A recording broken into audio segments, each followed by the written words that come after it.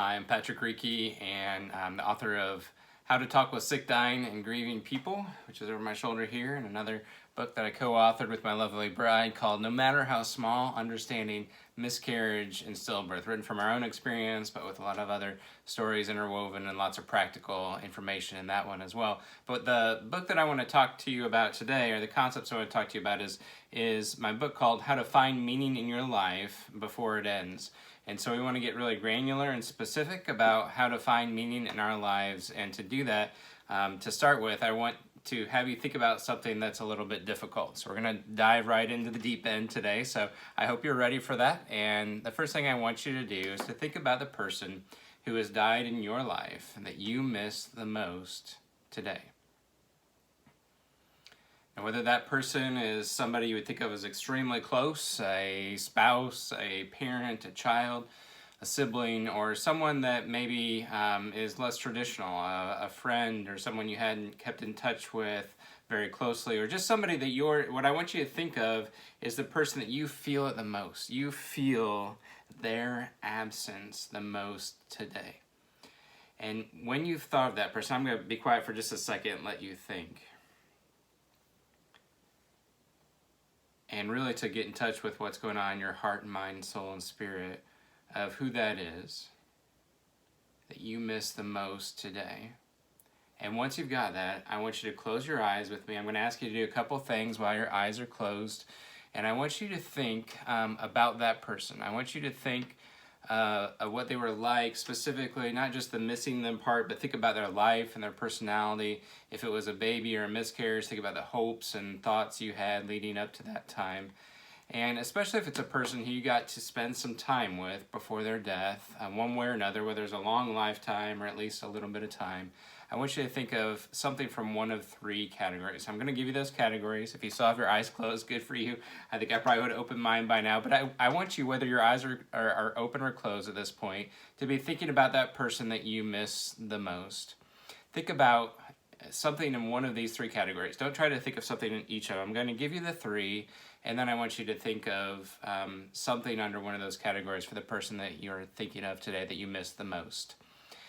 The first category is words. Is there something that person said?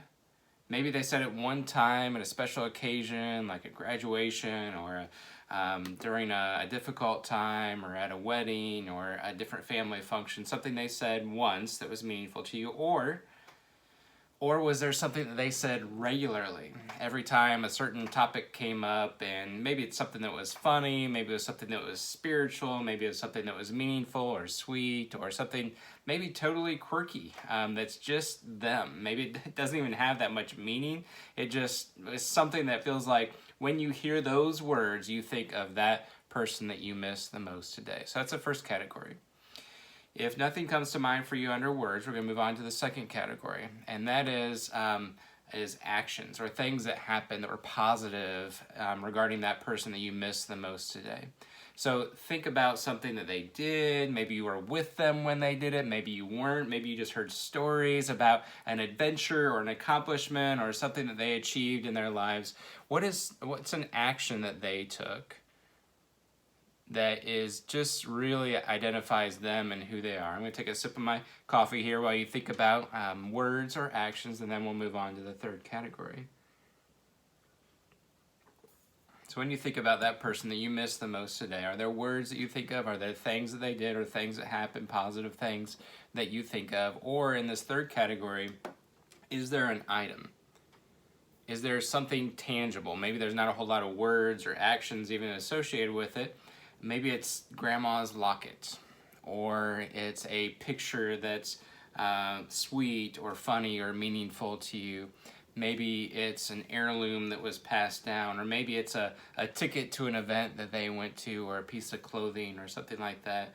Is there something tangible, an actual item, a gift of sorts, whether it was something they bought in a store or just something that you ended up with that was theirs, that you remember, that helps you feel connected to that person? So if you're viewing this by yourself, I want you to maybe press pause in a second here and to really reflect on what it is for you. With that person that you thought of that you miss the most? Are there words that you remember? And we're focusing on positive things that make you feel good. We're not focusing on the negative, hurtful things. We could do that, I suppose, but that's not what we're about today. So are there words that they spoke that are meaningful to you? Is there an item or a gift or something that they passed on to you that you have? Or was there an action that they took or something positive that happened in their lives that to you really resonates and makes you think of them? And so I don't want you to try to think of 15 different things. So if you've thought of 2 or 3 or 4, I want you to zone in on one in one of those categories and hold it in your mind and in your heart for just a moment. If you're with a group, I'd like for you to take a moment to pause the video and to share those things. This might be the most important part of what you do right now, is to share those things. If you're not in a group and you're viewing this video by yourself, I want you to commit to talking about what it is that you just thought of with somebody that you trust sometime in the next 24 hours. Tell them about Grandma's locket, or when Grandpa graduated from basic training and you've seen those pictures and that's meaningful to you, or when your spouse that died graduated from college, or when she held that first baby in her arms and looked at it, that action that she took. Those things or those words, think about words that from a toast from a wedding or something like that. And I want you to commit to, if you're not with people, that you can pause the video and do this right now, commit to sometime in the next 24 hours sharing as specifically and concretely, and we're going to come back to those words, specific and concrete, sharing that story with somebody else in the next 24 hours. Okay, so my 17-year-old son's car died this week, and it finally gave up. I think it was tired of being driven by a teenage boy. I can remember that because I killed a car or two when I was young as well. But in his car recently, when I've moved it a couple times, I don't drive it a lot, but when I would move it, he had this Bluetooth sort of aftermarket thing set up for his car to be able to use his phone to play music or take phone calls in his car. When I got in and his phone wasn't in the car, of course the Bluetooth couldn't connect to his phone. And so there was this interesting little thing that would happen. I would hear over the speakers, and the first time it took me by surprise, I would hear over the speakers a message from the Bluetooth device, and it would say, in this digital computerized voice, waiting to connect. It would pause, and then would repeat, waiting to connect. And the first time I heard this digital voice say, waiting to connect, I said out loud, aren't we all? Aren't we all waiting to connect?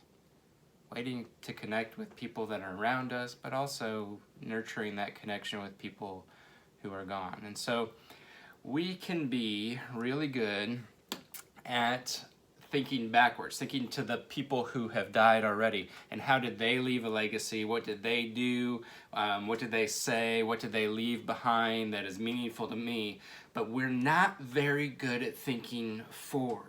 So we're good at thinking backwards. This is things that Grandma did, or my spouse did, or I remember my child saying, but we're not very good at saying, how could I do something myself, say something myself, or give something myself to make sure that I'm finding meaning in my life and passing on that meaning to other people. And so that's why I wrote the second book. This is a long list of ways that we can find meaning in our suffering as we think about our own mortality, whether it's an imminent sort of thing, like I'm not sure how much longer I'm going to live, or whether it's something that is just in general, we're thinking about our own mortality.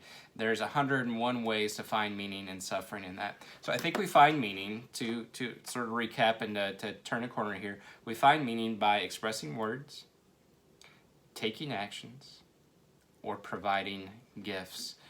So let's think about that a little bit. Viktor Frankl is a name I hope that you recognize, and if you don't, you should Google Viktor Frankl, Viktor with a K, Frankl spelled F-R-A-N-K-L. And Viktor was a psychologist, a Jewish psychologist who survived the Holocaust. And so he writes on finding meaning in suffering. I mean, he writes the book Man's Search for Meaning, which I would highly recommend. And I want to read you a few quotes to make you think about picking up that book, but also to lead you into some further conversations that we'll have together. So he says in Man's Search for Meaning, there is nothing in all the world, I would venture to say, and he's one who would know as he survived such a difficult thing.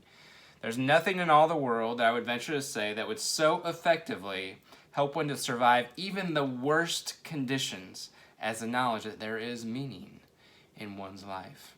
Another quote, I'm going to share 3. This is the second. He says, we must never forget that we may also find meaning in life even when we are confronted with a hopeless situation, when facing a fate that cannot be changed. Perhaps you're facing a fate that cannot be changed right now. Whether it's your own physical health, whether it's a situation with a family member or a friend, perhaps you're facing a fate that cannot be changed. And maybe you're doing things to try to change that, and kudos to you for doing that. But sometimes we come up against what I call phase 3 moments when we're not going to be able to change the outcome necessarily. Last but not least, as we lead into some more conversation about finding meaning, Viktor Frankl says life does not mean something vague, but something very real and concrete. So it says life isn't, these platitudes that we have of life's all about love and family or faith or having a good time or enjoyment, excuse me, it's not about something vague like that. It's about something very specific and concrete. So Viktor Frankl's conclusions after his time in the Holocaust and studying psychology, he concludes a few things. First of all, finding meaning helps us to endure the most difficult situations, and we all endure difficult situations. So having meaning in our life helps us to endure those. And number 2, meaning isn't general and vague, it's specific and concrete. And so it's not enough for me to say, faith is all that matters. I need to have an expression of how faith matters in my life that's specific and concrete. And we'll get into that more in just a minute. This is the question that I want you to consider. The question that I try to consider in my own life pretty regularly. It's a question that I heard on a talk some time ago on a podcast to talk about taking care of the earth, but it's also a question that we can wrestle with personally as well. And this is the question that I want you to consider. How can I be a good ancestor? You see, the word ancestor, that description, that adjective or noun, is not a way that we think of ourselves. It's only a way that we think of people who have gone before us, right? But here's the really basic and often overlooked truth. We are ancestors as well. When our ancestors were living, they weren't thinking, well, this is what I am. I'm somebody that goes before 2 generations, 3 generations down the line. And much less so are we thinking that today. And in today's instant society where the news cycle is instantaneous, where we hear about things on a daily basis that change everything, how we think about everything, all the more so we're not necessarily thinking, how can I be a good ancestor? But I want to propose that becoming a good ancestor isn't just about you giving a gift to other people who might come after you, whether that's family or friends or coworkers or anybody, but it's really about you finding meaning while you're still here. So how do I find meaning? I'm going to dive into this really concretely here. How do we pass this, how do we look to connect? How do we pass this connection from one generation to the next? So meaning has at least 2 characteristics. The first is weight, and the second is permanence. And so I'm going to give you a couple really simple examples from my life that I hope communicates what I'm trying to say. One is on me right now, and so I wear this cross as something that has weight and has permanence. So it weighs something in my life more than the maybe ounce or 2 that it actually weighs. It feels significant to me. I'm a person of faith, and so it represents the Father, Son, and Holy Spirit to me, and it represents something of who I am and who I've been in this world. However, it also carries something of permanence because my parents gave this cross to me when I was confirmed in the Catholic Church. Now, to the disappointment of the Catholic Church, I'm not a part of that church any longer, but that was an important moment in my life. And it was an important moment for me and my parents. And so as I wear this cross, this is a thing that I have. So we talked about, remember, gifts to provide. This is an item, a tangible item that I have that has weight to it that's beyond just the physical weight and has a sense of permanence. So we sense those things, right? There's certain things, certain objects in your home, certain words that you've said, certain things that you've done that feel like they have more weight than others. And so think about what is that in your life that has that sense of weight and permanence. What we need as we face our most difficult times, as we face what Frankel describes as fates that cannot be changed, whether we're facing a terminal diagnosis or just coming to grips with our own mortality that none of us are going to live forever, or whether we're in grief, grieving over someone who has already died, I encourage you as strongly as I possibly can to run away from platitudes like time heals all wounds, or they'll always be with you, or faith was all that mattered to her, or he cared about his family more than anything else, and to drive down specifically, how do we know that he cared about his family above all else? Let's not just make him a hero. Let's make him specific and a real person. Let's talk about the fishing trip that he took with Jimmy and how it all went wrong, but they had a great time anyway, and how that displays the character that Grandpa had, that he cared so much about his family. Let's get specific, and then let's get concrete. So real things that happen in life is what Viktor Frankl says we need to hang on to. And then we need to look for those things that have disproportional weight, what feels heavy and what feels permanent. So I want to read you a story, and if this is heavy, I hope that as I transition into telling you George and Mary's story, that this will feel significant, but maybe not as heavy. I hope that you'll enjoy George and Mary as much as I do. And I'm going to get my reading glasses because I am becoming more aware every day that I won't last forever, and one of those effects is having to wear reading glasses. So I'm going to wear my reading glasses. So snuggle down, settle in for story time with Patrick, and I'm going to read you the story of George and Mary to illustrate what we're talking about. Mary had been a widow for 6 days when Levi first appeared in her front yard.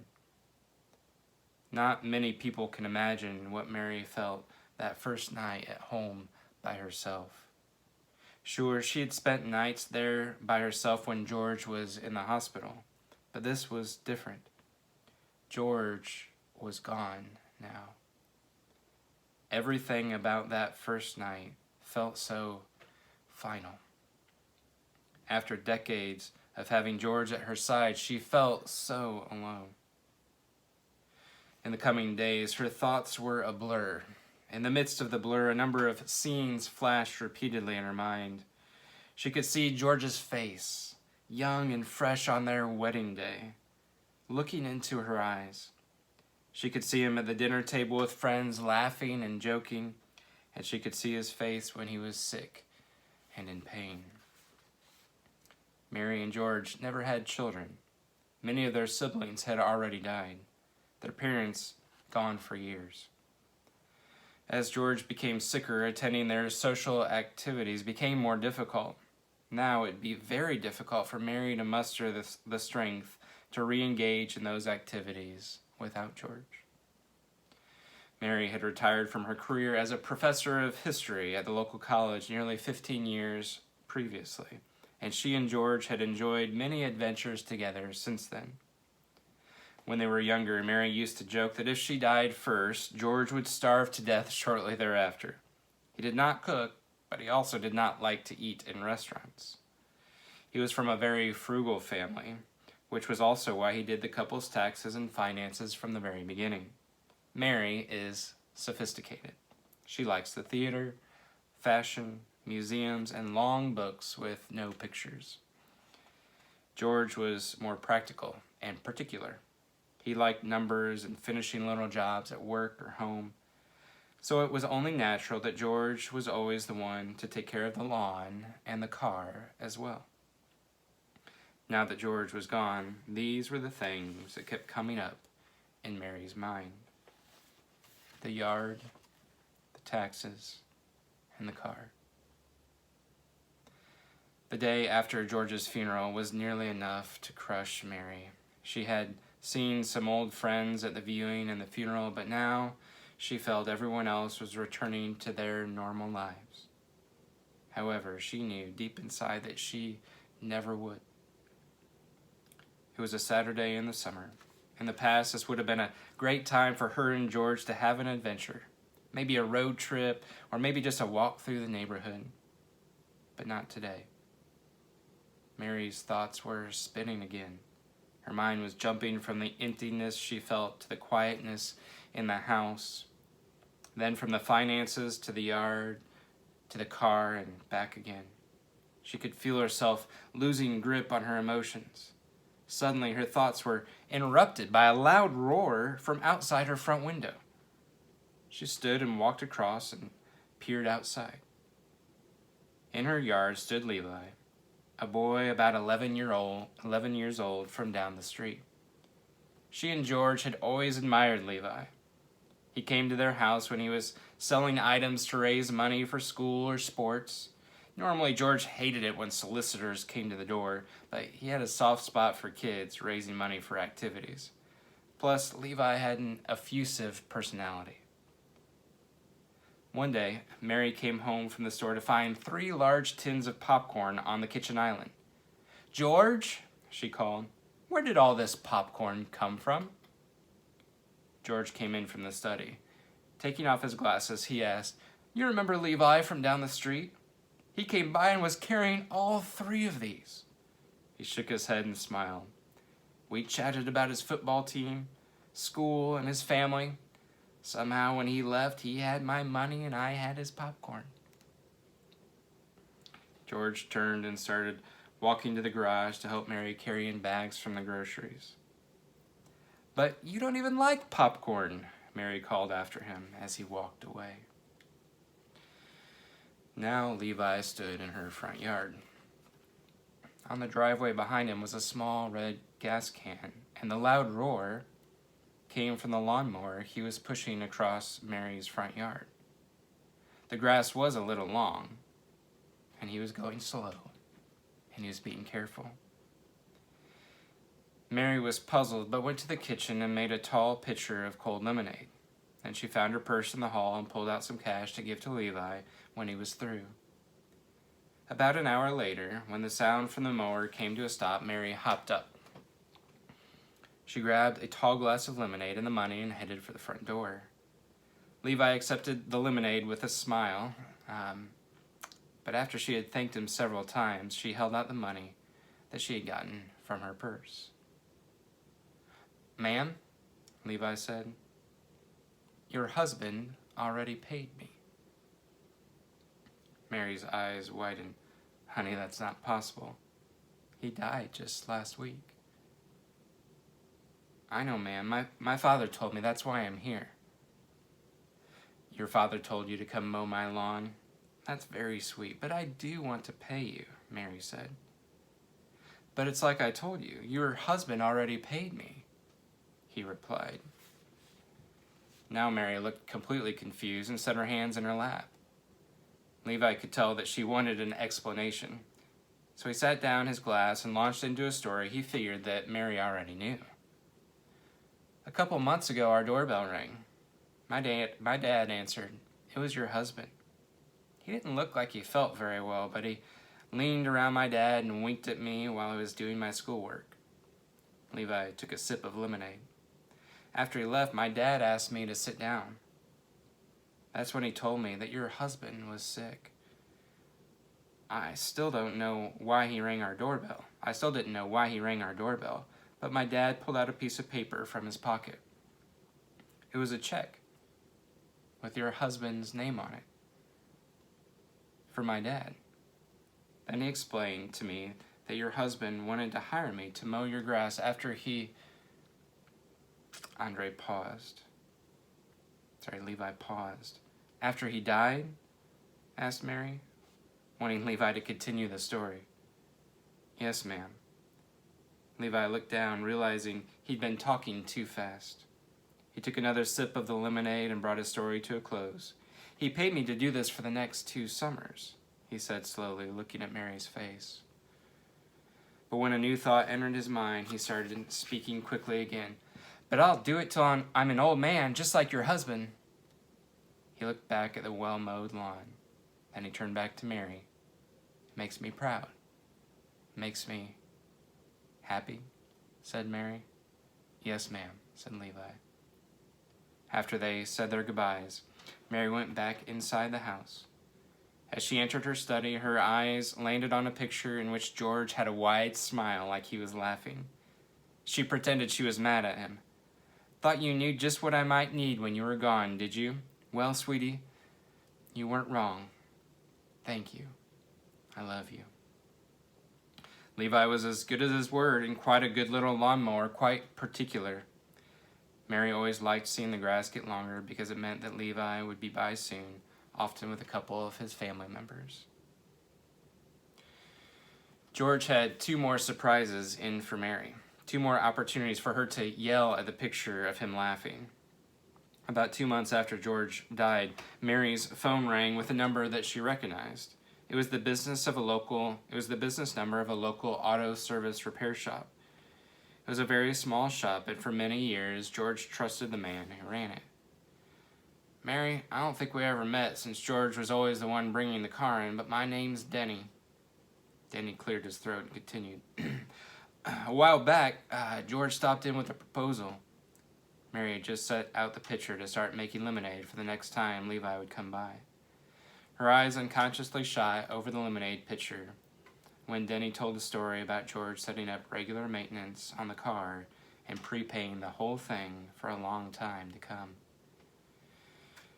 George had taken care of the yard with the help of Levi.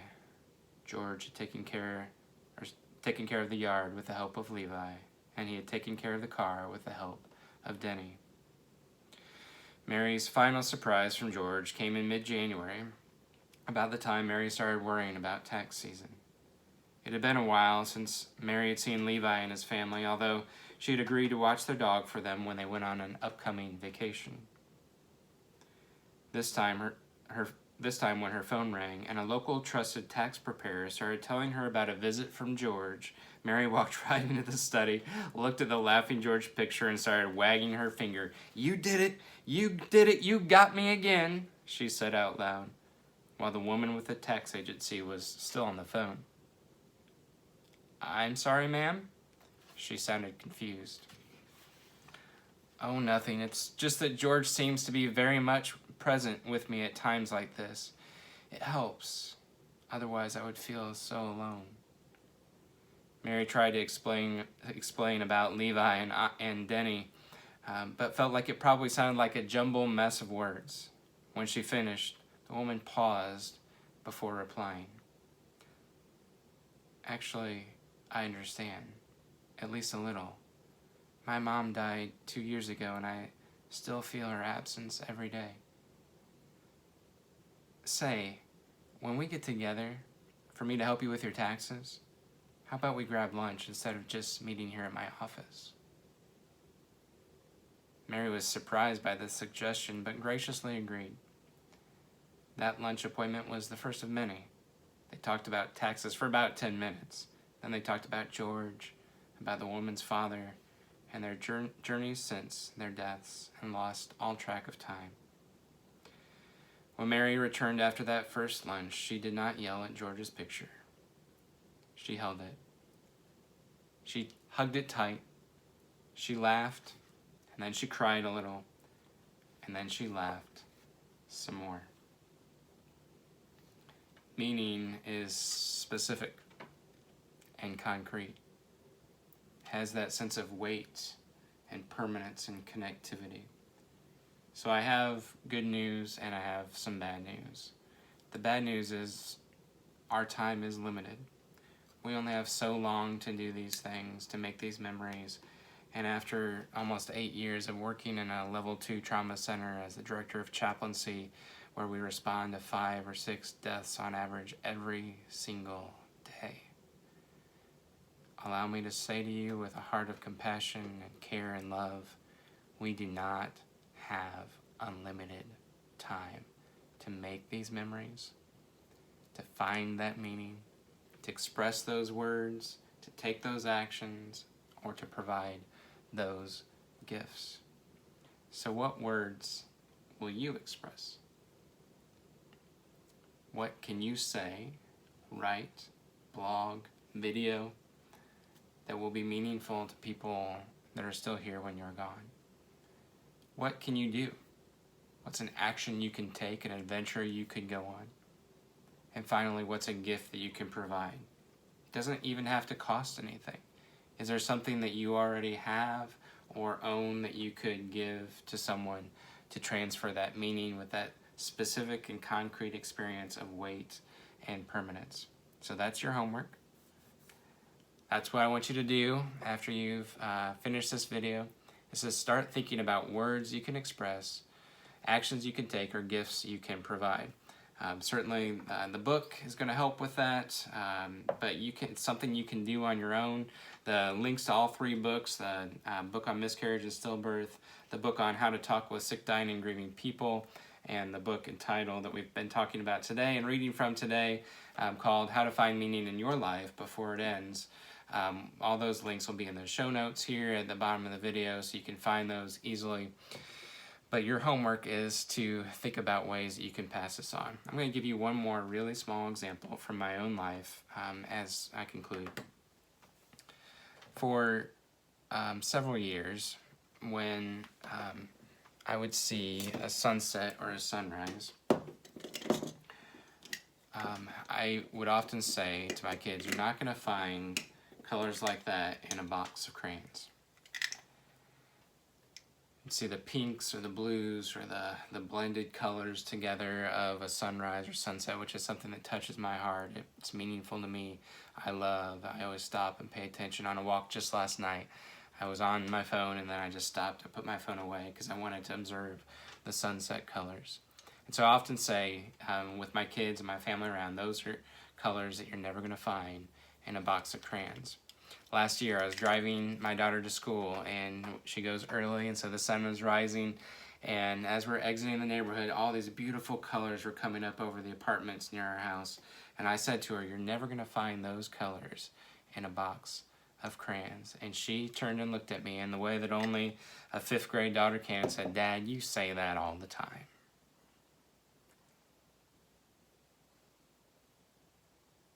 My first thought was, okay, Dad, chill. And then I realized, no, this is something Dad says all the time. Do you know what's going to happen the day after I die? There will be a sunrise and a sunset. Will there be beautiful colors? I don't know. I can't control that. Will my daughter or my boys or my wife remember that Dad always said, you're never going to find colors like that in a box of crayons? I don't know. I can't control that. But it gives me a sense of meaning that I'm passing a specific part of myself on to those who are around me and who love me and who I love. And so we're good at looking back, seeing what other people did, said, things they gave us that are so meaningful. Let's begin to look forward. How do I say things, do things, or provide things that might be meaningful, a specific and concrete sense of experience of weight and permanence for those that I care about in my life. Thanks for tuning in. Don't forget to subscribe and like the video if it was helpful for you, and check out the other videos on our YouTube channel. Check out patrickriecke.com for more content and ways to connect. Thanks so much.